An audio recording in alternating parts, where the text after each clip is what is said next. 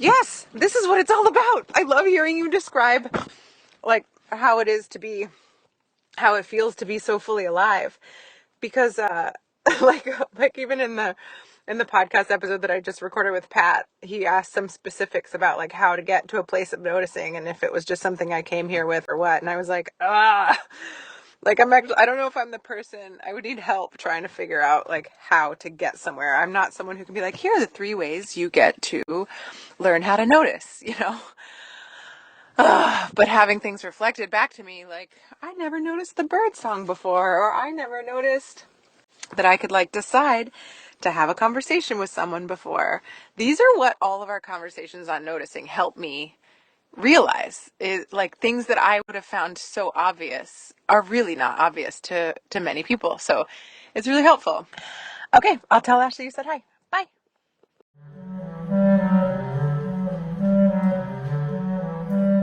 Welcome to Noticing, a podcast about nothing and everything at the same time. In this week's episode, we honor the wild ride of being human in all of our big emotions, our uncomfortable emotions, how we allow them to flow through us, how we scream them out, shake them out.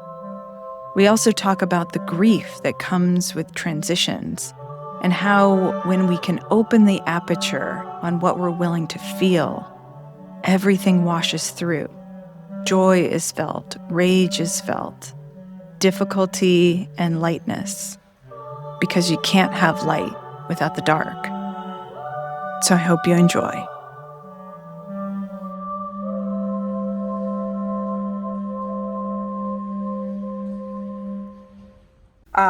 I had a thought. Instead of you having to hold the grounding, do you want me to sing for us? Ah, yes, I do. That's beautiful. Yeah. Thank you for that. Um, you ready? Okay. Let's see. It could be nice for me too.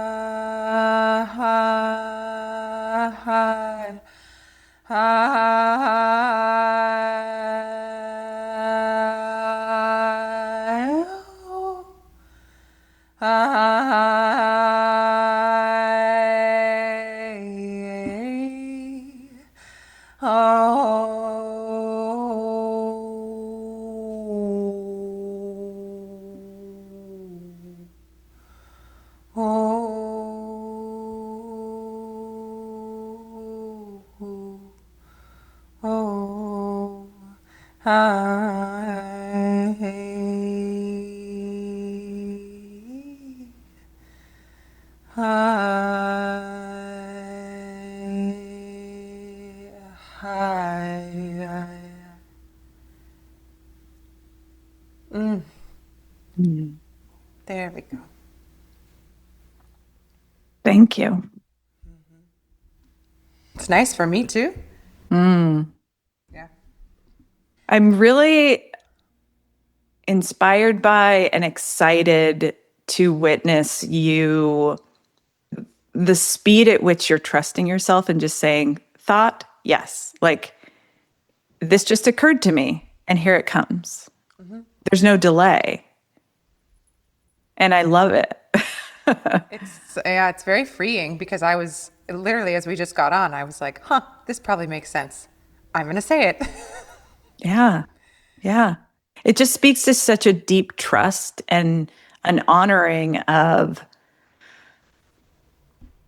whew, my emotions are like right on the surface today. So who knows where this is going to go. But it just speaks to such a trust and an honoring of what's gifted to you. It feels like a different relationship to thoughts and emotions and inspirations that feels very reverent of like this is a gift that just came to me, and honoring it by letting it come into life. Yeah. Yeah. I mean, I think these conversations um, have helped me just trust things even more deeply.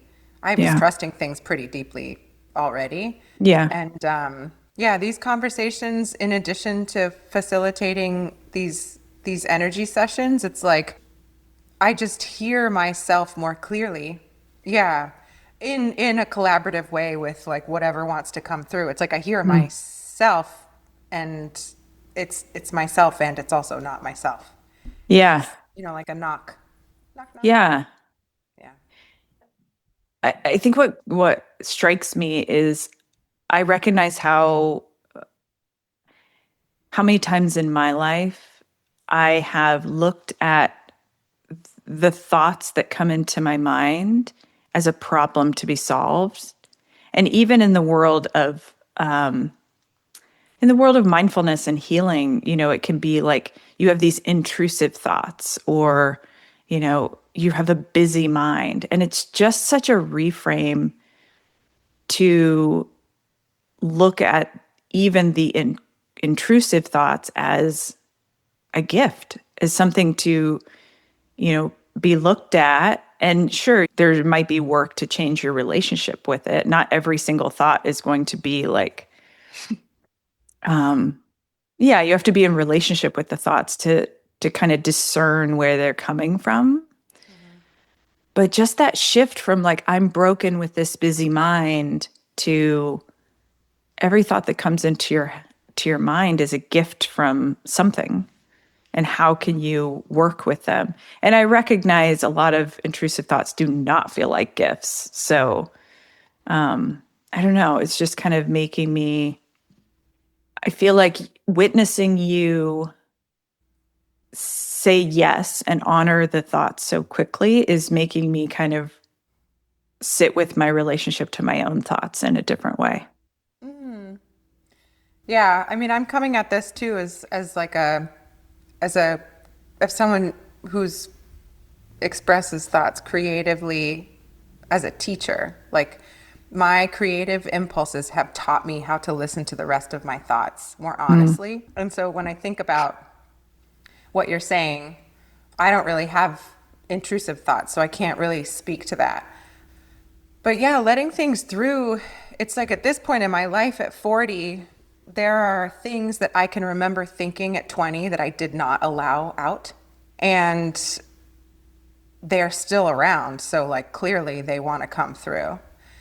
In fact, I was talking with, how when you're in high school and you get asked to like interview somebody who is doing something that you might want to be doing in your future, and it's a project. I had a really good friend of mine, her daughter interviewed me as an artist. She's thinking maybe she wants to be an artist. And one of the questions that she asked me was, what advice would you give to someone who maybe wants to become an installation artist of some sort? And I said, don't be afraid of your biggest ideas. Don't be afraid of your ideas because the chances are they are in you because they want to come out of you. It was just a quick answer in this conversation with her, but then her mom, my good friend, came and told me that that was the thing that landed the most for her. And she said, because I really do have these big ideas, Mom, and sometimes I wonder, like, are they too big? Are they Mm. too whatever? So what a great thing what a great permission slip for her to just not be afraid of those things.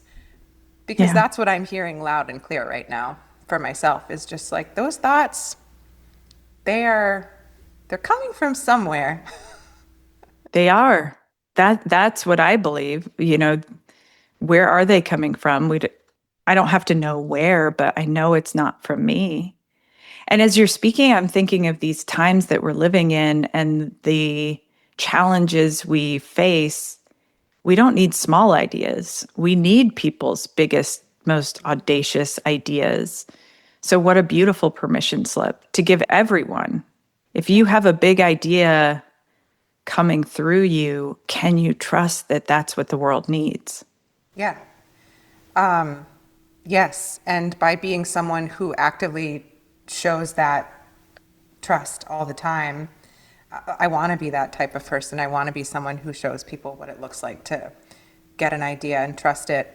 Um, Yeah, it's making me think of the fact, we have this little group that we're a part of that meets in my studio once a month, and we're all thinking, we're all playing around similar themes in what to bring into the world. And the beautiful thing that I have been noticing is that arguably the same big idea, if you think of it like hovering over all of us, will filter through each of us very differently. Yes. And that's the point. Yeah. Yeah. Yeah, like Ashley, who's in our group and has been on this podcast before, said we're all swimming in the same water. And that's how it feels. But yeah, the way we swim is going to look very different. But you can feel it. You can feel this like we're all kind of getting at the same thing. And I don't even know if I could name what that same thing is. It just feels, yeah, I like the water metaphor because it does feel like it makes me think of flow and like we're kind of all in the same flow, and that flow feels tied to a universal flow that I just feel deep in every fiber of my being is what this time is all about. And I would never be so bold as to put words to what it is because I think it's a little bit beyond words, but I just feel it. There's an awakening, there's a change in the current of the flow of life right now. And what I know it's asking of us, all of us, is for our big ideas, to trust our big ideas, to connect with and honor the very unique gifts and perspectives that we're gifted from somewhere else, and to trust that and to boldly put it out into this world, especially the people who are in bodies that have been on the margins. Yeah. Yeah. Yeah. And as I talk to different people about this exact thing, because a lot of my conversations revolve kind of around this topic, um, big, the word big doesn't necessarily mean life changing ideas. I think sometimes acting on something small can feel massive because of how brave it feels, because those things are those things that are the truest. When I think of like release your biggest ideas, like let us know your biggest ideas, those, when I say big, big equals true, big equals like authentic to you, which feels scary because it's Scary. incredibly vulnerable. So big doesn't mean, you start the next social media platform or, Target or Home Depot or like some big thing or something that equals a lot of money. It's just like, say what's in you. What makes you quiver a little bit when you think about doing it? Yeah. And typically for me, I can sense, I call it a directional feeling, but like I can sense when something is true if it makes me feel equally as terrified as it does excited. Yes. Yeah. And a lot of times I think the terrified aspect of that feeling is a deterrent for people. Yeah. It's because it's uncomfortable. It's, it's a very alive feeling. And whether you name it terrified or you name it excited depends on your relationship to the sensations that are running through your body. And how you relate to that depends on your personal history, your orientation within society. So, how safe you feel, how firmly you are rooted in your own belonging. Like, these are the things that are going to determine whether or not that it feels safe enough to name it excitement and do it anyway, or name it terrified and make you shy away. So that's why I'm so passionate about resourcing as many people as possible with knowledge and practices so that they have the inner resiliency to tolerate that discomfort and say, yeah, this feeling feels big.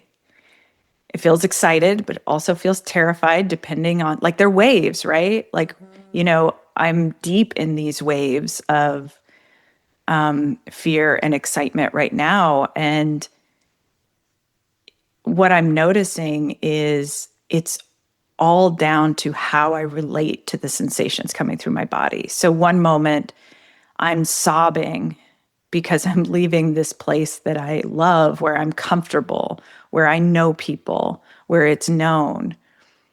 And if I wasn't able to tolerate those sensations, I would quickly go to, I've made a mistake. What am I doing? And that would, like, it feels like a retraction. But because I'm able to tolerate the discomfort of the grief, I'm able to ride the wave and let it move through me and let myself sob and then come out the other side and say, okay, back to packing, back to doing the thing that feels big for me. Cause you're right. Like, I'm not creating the next Google right now. I'm just moving. But for me, that feels big because it did feel like it did make me quiver for a long time, but it feels like I'm being called to this. Do you want to talk a little bit about how this feels different? Because you've talked to me outside of this, our conversations on here, about how you're noticing a difference in yourself with this discomfort and this, like, contraction. Feels like a contraction, Yeah. birth, contraction and expansion or something. Ooh, Yeah. that's actually yeah, it is a birth. I'm birthing a new version of my life. And there are times when there's contraction and it's painful. Yeah, so I've been reflecting a lot on my journey and times in my life when I've kind of identified that there's been times in my life where I felt the contraction and I didn't move forward. So it stopped me from doing the thing I wanted to do. And the thing that comes to mind is when I left grad school, it got really hard and I wasn't able to hold it. And so I ran, I left. And I have no regrets because it led me to where I am. So I have absolutely no regrets, but I'm just reflecting on, okay, that was a time when I didn't have the resources to hold the discomfort and the contraction. So I left something that I really wanted, that was a yes for me, that was a calling. And then there were big moments where I did the thing anyway, the scary thing, but I didn't have the resources to feel the feelings. And what came to mind is the year after Tara and I got married, we left New York City. We bought a travel trailer and traveled around the country for a year. So it was a big thing. But because I didn't have the tools and resources to actually feel that, the bigness of what we were doing and the fear of it and the grief of leaving New York City, I didn't have the tools to process any of it. So it just got buried. And it came out in really toxic ways because it always comes out, right? The idea that you can bury your feelings is not true. It's like water, right? It wants to move through us. And if you try to dam up water, eventually it will find a way. It will come out the sides, it will come over the top, whatever. It will come out in all the ways that are unnatural. And you'll feel that. And I felt it. There were repercussions for years of bottling up those very understandable emotions. And this time I have the resources. So I'm able to do the hard thing, the yes, the big thing that's calling me, and feel the feelings. So, yes, it feels hard, but I feel so correct. It feels like I'm in flow. It feels like, yes, I'm doing this hard thing. It feels alive. It feels like I'm just following what life is asking of me. And I feel such an inner strength because I know I can handle it moment by moment. When I'm laying on the couch watching tennis and all of a sudden this wave of sadness comes over, I can sob and I can be witness in my grief. And I can say, this is natural. Of course, I'm feeling this. Of course, this is the most natural thing in the world. And then a few minutes later, it passes. And then I'm back to watching tennis or packing or whatever it is, taking the next step. Um, yeah, it's really clarified for me why I am so passionate about teaching the tools that have got me here. Because the inner strength that I feel, the freedom that I feel, the power that I feel is, yeah, it's kind of indescribable. So, okay, I have some thoughts. When you say in this road trip that you took that was really tricky, and you might notice something come up and you would not express it, like you would push it down and then it would come out sideways later. Do you mean, like, what did that look like? Would that look like, for example, you being in a tiny room, shared moving trailer with your wife Yeah. for a year, and feeling like, did you feel like you just had to pretend? Would you just pretend that things weren't wrong and you would maybe make it sort of light when it actually you were feeling really frustrated? Or like, how did it look in the moment as opposed to just recognizing feelings as they come up and letting them be expressed and letting them go through? Hmm. I think it probably looks different for everyone. This is my hypothesis. If you're not feeling the feelings that are alive, you don't feel safe in some way. There's something in your history, whether that's your individual history or your orientation to society, there is something that makes it feel unsafe to feel those feelings. So when you feel unsafe, you're acting from a place of survival, right? If when you feel safe, you're relaxed. When you don't feel safe, your your body feels like it's in danger. So you resort to any survival techniques that you learned when you were little. So for me, it's control. That is the coping mechanism that I learned as a young person. So it would manifest in me of control. So it was like I feel out of control because this feels scary. How can I reassert some sort of control? Which the control is always you know, it's false. It's like grasping at control, but it's not real. So it would manifest in like trying to keep the trailer really clean and like then turning on Tara for anything she was doing. So, like, trying to control the entire environment around me, which included trying to control my wife that I love. And that comes from my personal history of, like, the way my biological father was and, things that I learned as a youngster. So I don't know that that is universal, but I would say whatever coping mechanisms you learned as a child, that's what will come up if you don't feel safe enough to just let the emotions move through you. I'm really interested in like parsing this out. So what would it look like to you if you, Becky, now were in that situation? How would it look different? It looks different because I have a deeper connection with my body, because the emotions come through our bodies. And for most of my life, I felt disconnected from my body. So I wouldn't even recognize the physiological sensations that happen with emotion. So I wouldn't even be able to tell you what I was feeling. It was that far pushed down that I couldn't identify.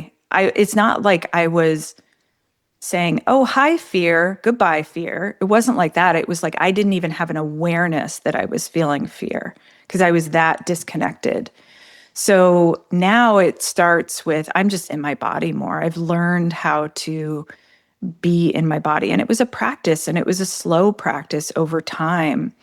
And what I really know now is, and what I hope everyone can hear is that was intelligent. That was an intelligent response of my being to be disassociated from my body.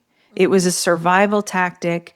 It's not wrong. I'm not broken. This process of coming back into my body, back into home in my body, it's not because I was wrong. It's an evolution of my journey. Yeah. Yeah. And also there were plenty of moments along my journey where I had to get really Yeah. angry about the things that caused me to disassociate. Both things are true. Yeah. So, like, if you were stuck in a trailer, I know I keep bringing it back to this exact thing, but you're really helping me Yeah. understand this. If you were back in a trailer with Tara and you were feeling frustrated, and instead of disassociating and reaching for control, what would it look like now? Would you pause, recognize the Yes. feeling, take a deep breath, say, I am feeling this thing. I need to take a walk. Can we stop? Like, what would your literal steps be instead of shutting it down?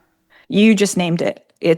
It's noticing who I'm feeling activated. And activation can feel different in everyone's body. For me, it's like my heart's racing a little bit. I'm feeling uncomfortable. Like if I'm in a conversation and I'm just like, I want it to stop now, that's a sign that I've learned that I need to pause. I need to pause for a second. I need to take a breath. And a lot of times I do need to step away. I need to like step away for a second and have the allow the emotion to come out fully, because I think sometimes for me, if I'm being witnessed in there's a little bit of a, at least at this point in my journey, just a little bit of a censoring. So it's helpful for me to step away, especially if it's anger. Anger is really, I think for a lot of people, anger is really hard to fully express because we don't have examples of what it looks like to safely express anger. In my personal history, I had I had an example of expressing anger in a very unhealthy, unsafe way. So that's in my personal history, but even in our societal culture, there aren't good examples of what does it look like to express rage, to express anger. So I notice I I still need a little bit of space. I need to like be alone so I can express it in whatever way it needs to come out in that moment and not worry about how this will affect someone else. And then I come back and then it passes. Honestly, it passes so fast. That is what has been really profound to recognize, is that they don't stick around. That's what we're so afraid of, is that we'll get stuck in this feeling forever. And it passes so fast. And then I come back and it's like, okay, let's deal with the thing. I'm back, you know? So yeah, you named the process exactly as it is. It starts with actually noticing there's something, starts in the body. It always starts in the body. what am I feeling? What's my heart doing? What, do I feel, what do I feel? And those sensations, it could be heat in your hands. It could be like just something has changed from moment to moment in my body. I need to pause and suss out what's happening, not with my mind, but just like be with it and like let it move through. Thank you. Thank you for That asking. Yeah, that was helpful because I've heard you talk about this and how the trailer in particular was a tricky time where you would maybe bottle things up more. And I'm thinking about as a parent with three young kids who I think children do an incredible job of letting their feelings through. I don't think they have awareness of them necessarily at the ages that my youngest are, I guess. But I'm thinking, like, one of the things that my kids have taught me is that it is not my job to fix their Hmm. feelings. It is my job to allow them to express them, even though it makes me frustrated. So, I have like my twins, that my two girls are like really, really, really expressive feelers. And still sometimes it has to come out of them. And I think you were visiting recently and you even asked, like, what happens if Sonny has a tantrum at 6 years old or whatever, which is totally normal. And I learned a long time ago because it was like they came so fast and so often and were so intense with both girls that fixing them actually, like, it felt like a tornado. They were spinning out. And if I tried to fix them, I would just get like sucked into it. And then I would spin around with them. And then everyone was out of control and it felt really bad. And if I just stayed as steady as I possibly could, which was very hard, I would be like the stone on top of which the tornado could spin. And I use the metaphor of a stone because that's something that's so grounded that it can't be spun up in this thing. And it would be done like 90 seconds, so Yeah. fast, but it's Hmm. so intense when it's happening. And then they would just be like, can I have a snack? Like it would, Yeah. it would go from this incredible, intense thing, and I might say like, "Wow, this is a big feeling." And what I would do to calm myself is hum or sing. That helps me. In like a scary basement or a very scary tantrum, it helps me ground is to sing. And yeah, and then it would be over. And there have even been times afterwards where I would ask them, hey, when you're having a big feeling like that, is there something I can do to help you? And they would just be like, I don't know. Like, whatever, I don't know. Because it's not like there's no path, at least right now, where those don't exist. Like there's Yeah. no possible way that I could try to make a life so that there are no tantrums in my children. And honestly, sometimes what they probably wanted was me to hold them with as much love as possible, but that was not in me at the time. I couldn't. It was taking all that I could just to not scream, like primal scream, because I didn't want to be there. So many things popped up. The two things I do want to mention that tickles me so is how it's kind of like a perfect example of how we come at these things from such different places. Yes. Even the fact that you were like, it's like 90 seconds. The research actually indicates that that's how long it takes the physiological sensations to move through your body and dissipate is 90 seconds. That's the average. So I love that you like called out that it's 90 seconds. It really is. It really is. And the other thing that you mentioned about the humming and the singing, humming activates the vagus nerve, which brings on calm. So you're like intuitively doing these things that other people can pick up and practice. So one of the key teachings that I tell people when they're trying to get used to discomfort is set a timer for 90 seconds. Do intentional discomfort training for 90 seconds. And you can start with 10, find something uncomfortable. This is why I love cold water immersion, but it could be whatever you want. Set the timer for 30 seconds and build up to 90 seconds.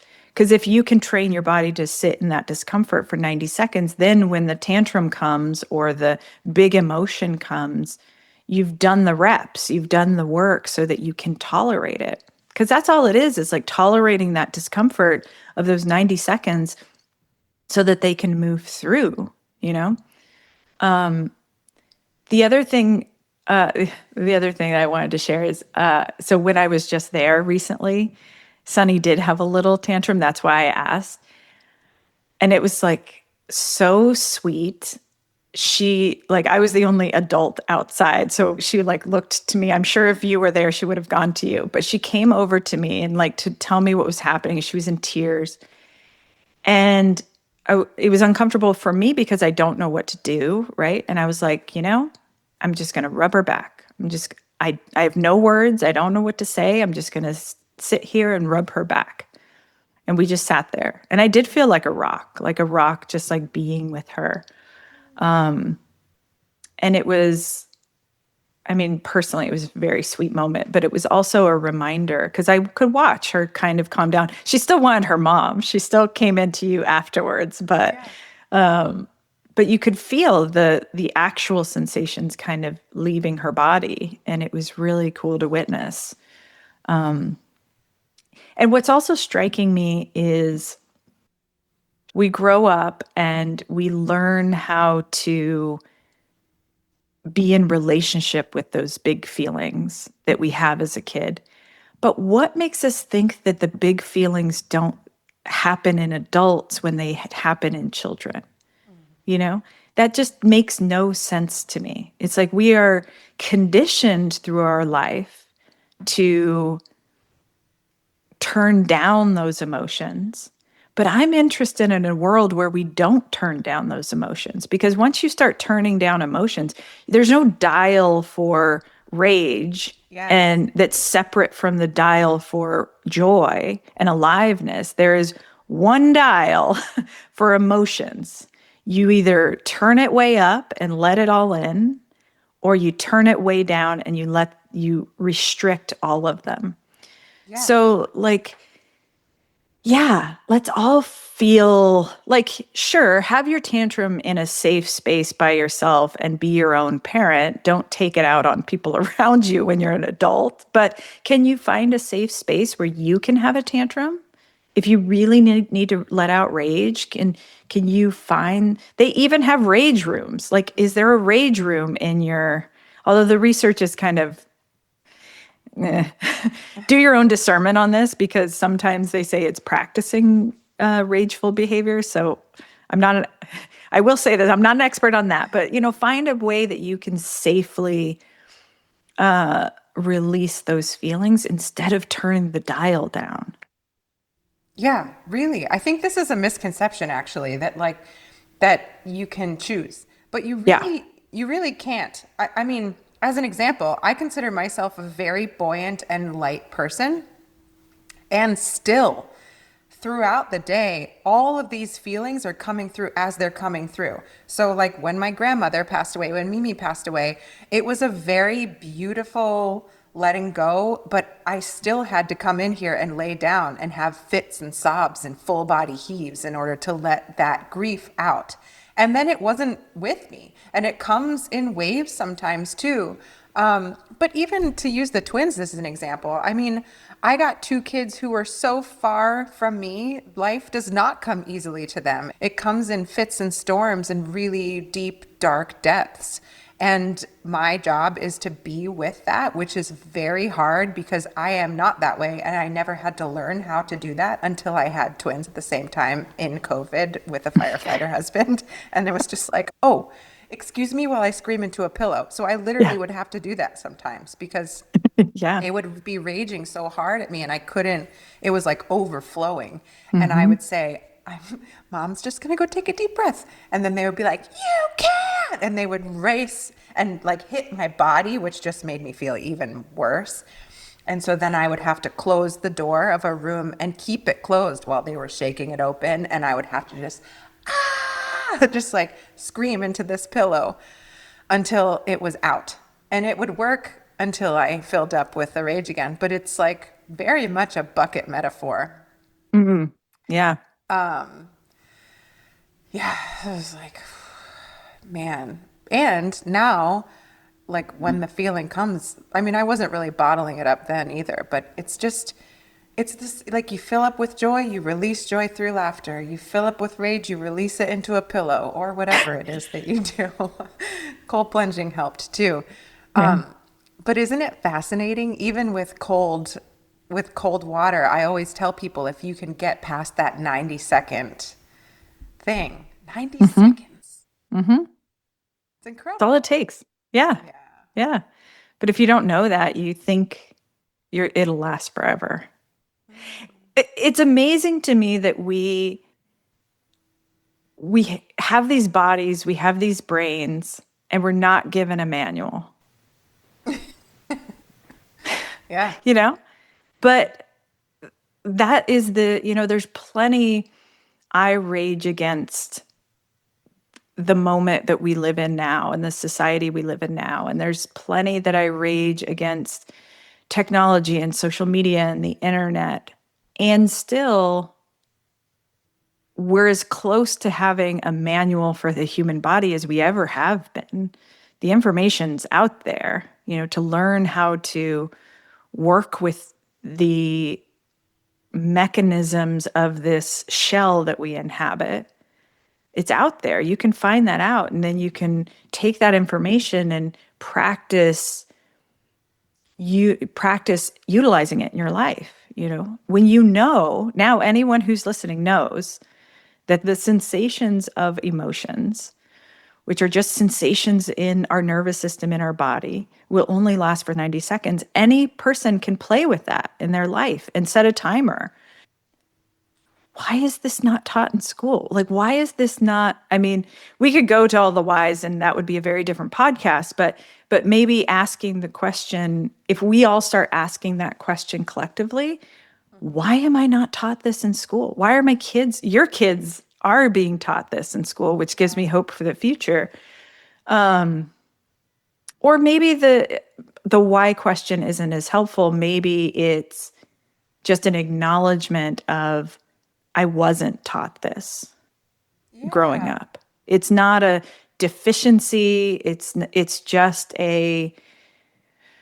we've got 10,000-year-old brains that no one told us how to use. I think people Mm-hmm. are understanding that even Daniel Tiger, which is a kids show, and they have songs about all sorts of things like going to the bathroom and like, lots of things. But there is one that's when you feel so mad that you want to roar, take a deep breath and count to 4. And they do it. They literally like, because nobody wants to do it. And even Daniel Tiger is like, "Rawr, I'm mad." And then like the whole 20-minute episode has this through it like 12 times. And you just Mm, take a deep breath. My niece, she does this all the time. My sister has taught her that all the time, and they sing the song, and it's just like really annoying as a parent to have to sing this stupid song so much. yeah. But it really works. Yeah. Just take a deep breath, even counting to 4. Yep. Counting. Yeah, so there's your rage room. Just count to 90. Yeah. See what happens. I love that you scream into a pillow. I went to a group meditation once in San Francisco, and they handed everyone a scream towel.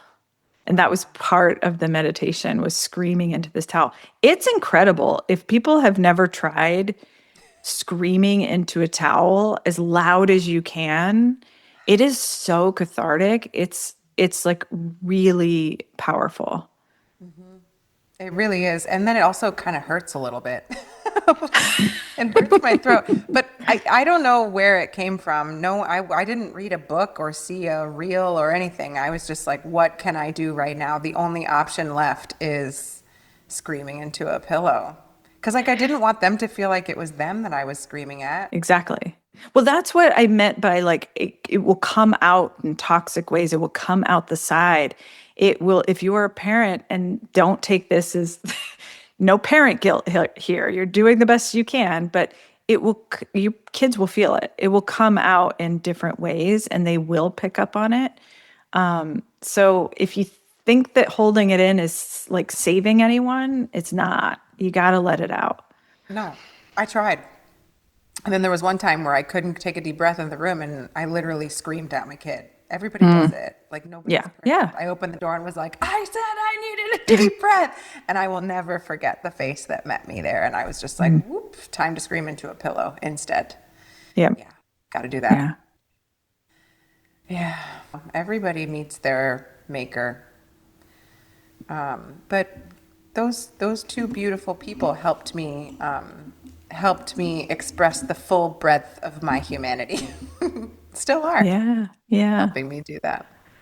And I feel glad that they'll have an example of somebody who talked about anger sometimes, Yeah. who could sing a song but also be like, oh yeah, you see me go out into the ocean so that I can denoodle my brain and not feel angry sometimes. Yeah. It's really powerful. Who knows if it's gonna work? I don't know. I'm just doing my best. Well, that's the thing. You have no control. There's no control. What a full time of life right now. But I think when you let all of your feelings in, this is my experience anyway, when you awaken to all of them, life is kind of always full, you know? Yeah. Yeah, I mean, I guess it's particularly full for you right now because you're literally days away from moving your entire life from one place to another, while also, moving towards a dream of what you offer into this world. That feels full. And yeah, and I think it just always feels full. I keep waiting for the day that it's not. And I just I don't think so. Yeah. For me, it's been a reorienting to what do I mean by full or it started with flow. Like, what do I mean by this feeling of flow? And now it's also like, what do I mean by full? Like, what is a full life? And I realized that I had all these messages, swimming in my consciousness around fullness and flow to mean the more comfortable feelings, the euphoric feelings, the happy feelings. And that's not life. Life is cyclical, life has seasons. So now, yeah, it's full when I'm sobbing, it's full when I feel excited about the next thing. It feels full when I'm hugging friends for the last time or living here, whatever. Yeah, it's all full. And finding fullness in, I think when I started reorienting to full and flow are all the feelings, then I do start feeling full. Like right now, I'm noticing the light dancing on your table back there. It's like, it's full. It's everywhere. It has opened the aperture for what I notice and what gives me that feeling of full. Yeah, but like this light that's dancing on my table right now could move me to tears because Yeah. of flowing with life. Yeah. It can all rush into you and fill you so fully. That's my experience of flow, is that you can get completely filled. You can get filled up by something that simple.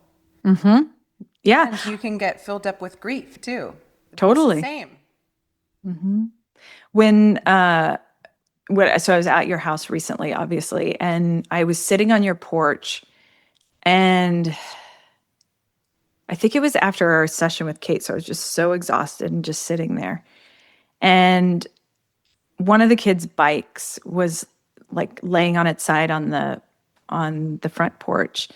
And I just watched as the sun was hitting it and casting these shadows.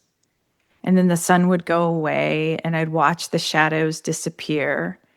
And then the sun would come out blazing.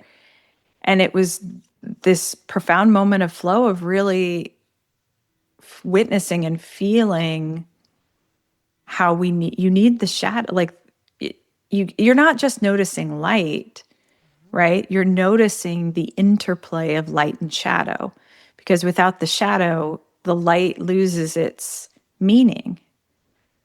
You know, it's the shadow of the bike that makes it interesting, because when the sun goes away and there's no shadows, it's kind of dull. But without the bike there to cast the shadow, blocking the light, it's not as interesting. It's not as moving. It's not like every brilliant piece of art, whether it's photography or painting, you need the shadows to contrast the light. Yeah. Yep. Yeah, it's all in relationship. I think about Yeah. that a lot. It's all in relationship. And I think sometimes life can serve us these really potent moments where it all gets very amplified. Like birth and death, for example, would be experiences where that happens. And everyone can catch that magnitude of life happening, right?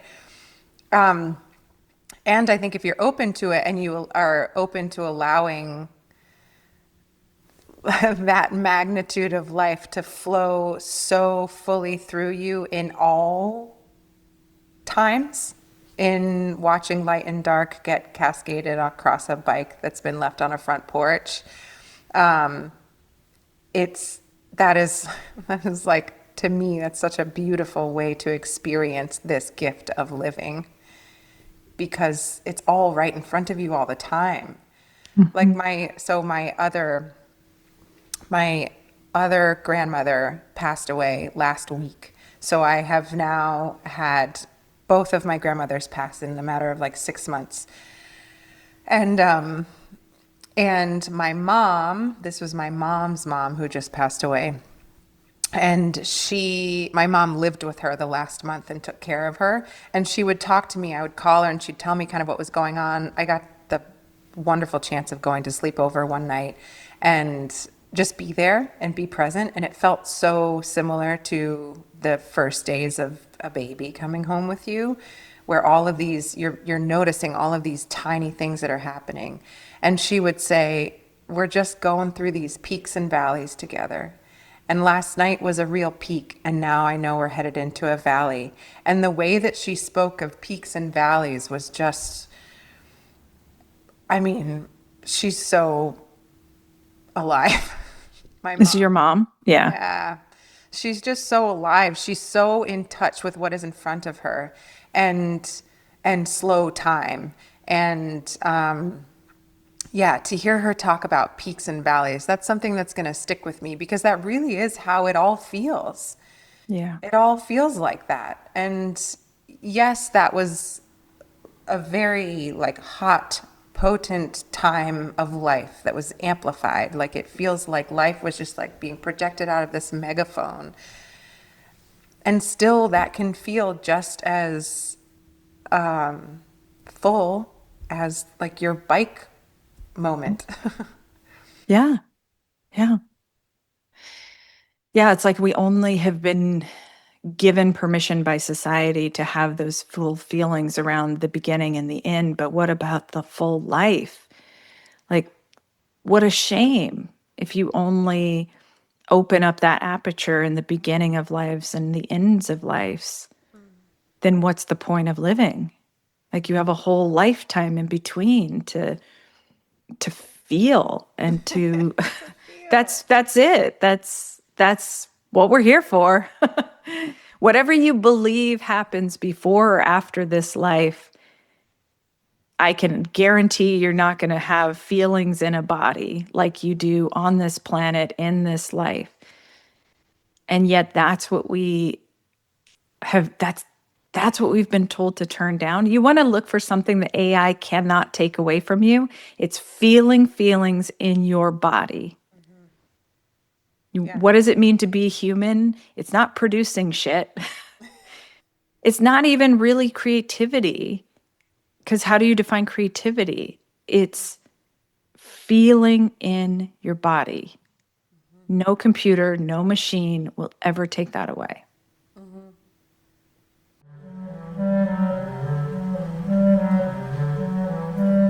The music was recorded live as a part of the sound service at 3S Art Space in Portsmouth, New Hampshire in January 2025, where musicians responded to the changing light in the room that reflected and refracted through Christina's suspended artwork. Andrew Halchak, the composer of this piece, is playing bass clarinet, and Tomas Cruz and Katie Seiler are singing.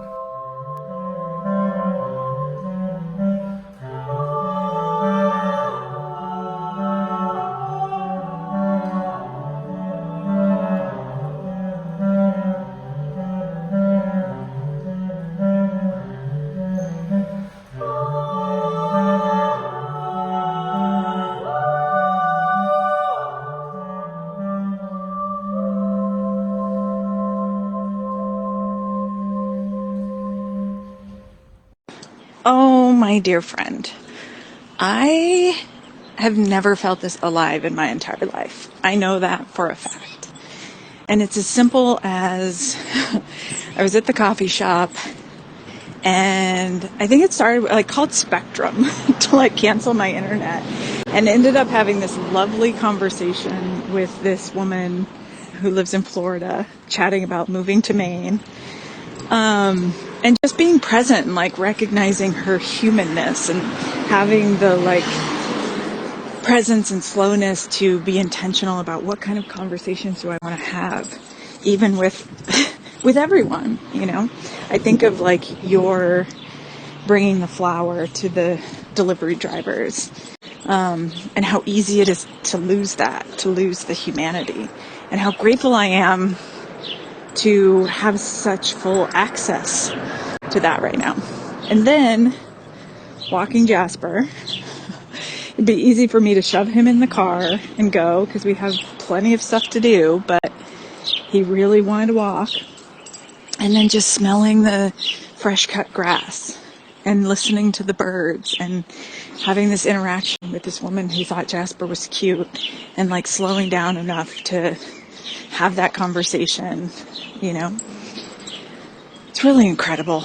It's really incredible. Yeah. Life is full. I'm grateful. I love you.